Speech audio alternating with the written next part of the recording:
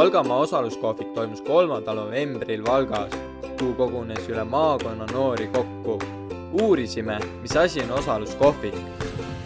Osaluskohvik on, esmalt on ta siis Eesti Noorteühenduste Liidu poolt ellu kutsutud selline maailmakohviku meetodil vestlusring, kuhu siis kaasatakse nii arutlejad noorte poolt kui ka siis arutlejad täiskasvanute poolt. Ehk siis koht, kus osaletakse, räägitakse kõige täiega selle eest, mida sa tahad edasi anda.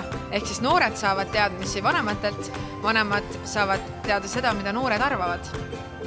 Vastus magamata ööde lauajuhi arvates on noored liiga piiratud. Noored ei saa päris täpselt aru sellest, mis on nagu nende enda kätes.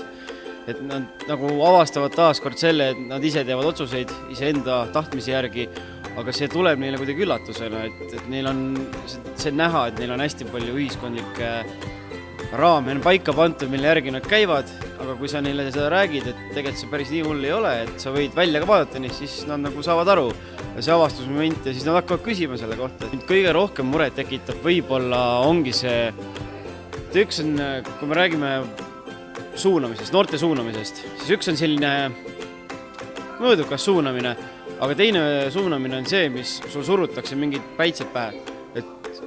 Kuna sinu isa, ema on käinud seda rada, siis oleks lahe, kui sina ka käiksid seda. Aga nagu kahjuks see nagu tänapäeval enam ei tööta, et see noor peab ise ikkagi otsustama selle, mis ta teeb. Ja see ongi nagu muret tekitab, et kahjuks see mall on päris tugevalt sees veel. Et kuulatakse hästi palju teiste arvamust, vahet ei ole, kas see on siis ema, isa, on see sõbrad, aga nagu ei julgeta seda otsust ise võtta vastu. Kas sinu meelest annab see arutelu ka noortele jõudu tegutseda edaspidi? On tegelikult väga palju hakatakse mõtlema asjadele, millele varem mõeldud.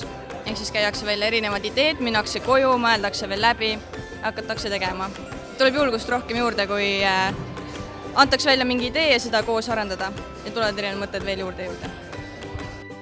Mis saab edasi aruteludest tehtud protokollidest ning mis tänu sellele muutub? Et osaluskohviku protokollid lähevad edasi Eesti Noorteühenduste Liitu, kus need on võetud juba tegelikult läbi aastaid. Neil on olemas oma arhiiv iga maakonna toimunud laudade arutelude kohta. See arutelu kokkuvõtte protokollid jäävad ka Valgamaa noortekogule ja nii riigi tasandil kui ka siis noortekogu tasandil maakonnas lähevad need teemad edasi oma elu elama nii-öelda.